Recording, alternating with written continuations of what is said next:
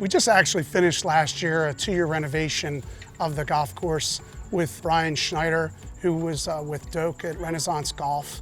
The club had seen that the bunkers were deteriorating and decided that, maybe we should redo the bunkers. I'm like, if we're going to redo the bunkers, I always say the golf course is full of connective tissue. The bunkers are connected to the greens are connected to the fairways. If you're going to do one, you might as well do it all. So we went and did green extensions, some fairway grass lines, some new tee complexes, but all the bunkers were the main catalyst for what the work was done. So we did it 9 holes in 1 year and 9 holes the following year. Okay, we're here on 18 green here at Llanerch Country Club. Back in '04, like everybody else in Philadelphia, we were pretty devastated with anthracnose on Poa. So we were trying to tread water, trying to control it on our POA, and then I just said, you know what, let's just kill the host.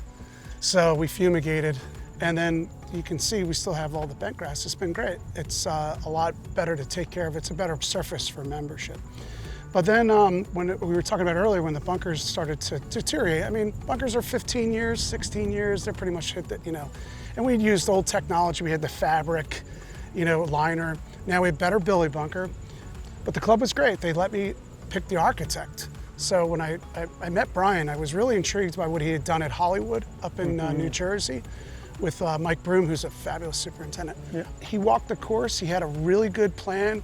The goal was for no one to know that he did it and that it would still look like Llanerch, but with his twist. And he did that. And I was very impressed with his quality of work.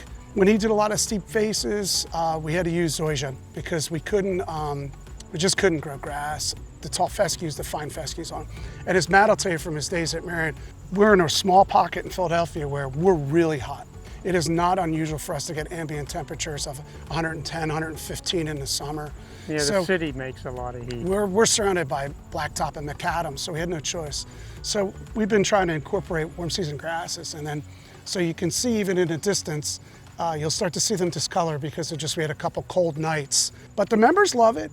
The ball bounces right out of it, so it doesn't stick on the faces. So we've been real happy with how they've come out. Hey, I want to just turn around. Yeah. Like, these are the things that most people, that's your living wall, right? Yes. So I saw that in San Diego and thought it was such a great idea. So we started incorporating it by doing a keystone wall. How cool is that? So we just started to repropagate new flowers. Our goal is to have it all kind of go all the way down where you wouldn't see even the stone anymore. But these are things when people walk in the clubhouse, they notice that. It's great for color, it makes people feel happy. It's like, so this is a heathland course. So what's a heathland? Heathland has no horticulture on it. So I stripped all the horticulture when I got here off the golf course and off the tee boxes, but they did a priority up around the clubhouse. Tell them about the window boxes. So the window boxes was, we put all the flowers in when I was traveling through East Germany and saw how beautiful it accented the building.